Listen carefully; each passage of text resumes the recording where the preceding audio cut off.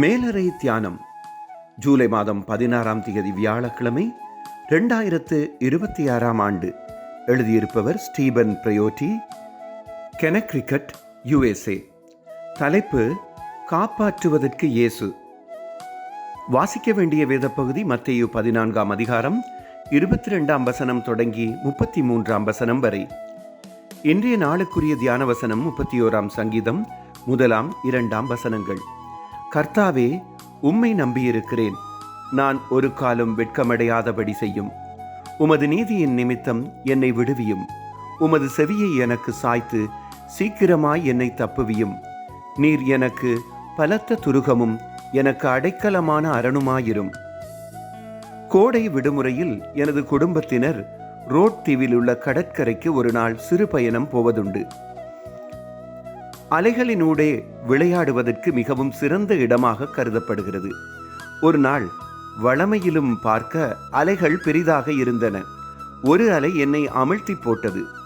ஆனால் நான் மேலே எழும்போது இன்னொரு அலை என்னை அமிழ்த்திவிடும். இப்படி 5 முறை நடந்ததால் என்னால் கரைப்பக்கம் போக முடியவில்லை. அடுத்த முறை மேலே வந்தபோது எனது சகோதரன் அண்மையில் நின்றதை பார்த்து உதவிக்காக சத்தமிட்டேன். உடனே அவர் தன் கையை நீட்டி என்னை பிடித்தார். நான் பாதுகாக்கப்பட்டேன்.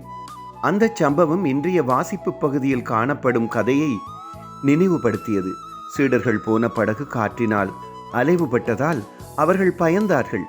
அந்த நேரத்தில் கடல் மேல் நடந்து வந்த இயேசுவிடம் உத்தரவு பெற்ற பேதுரு கடலில் இறங்கி நடந்தான். ஆனால் அலைகளைக் கண்டு பயந்து இயேசுவை உதவிக்கு அழைக்க அவர் கையை நீட்டி பேதுருவை காப்பாற்றினார். அற்புதங்கள் செய்யும் இயேசு தமது கையை நீட்டியபடி எம்மருகே நிற்கிறார். அழைக்க வேண்டியது நாம் தான். ஜெபம்.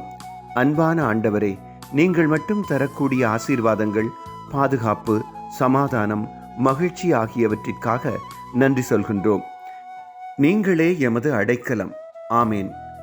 இன்றைய நாளுக்குரிய சிந்தனை: எனக்கு உதவி தேவைப்படும் நேரத்தில் இயேசு தமது கையை நீட்டுகிறார்.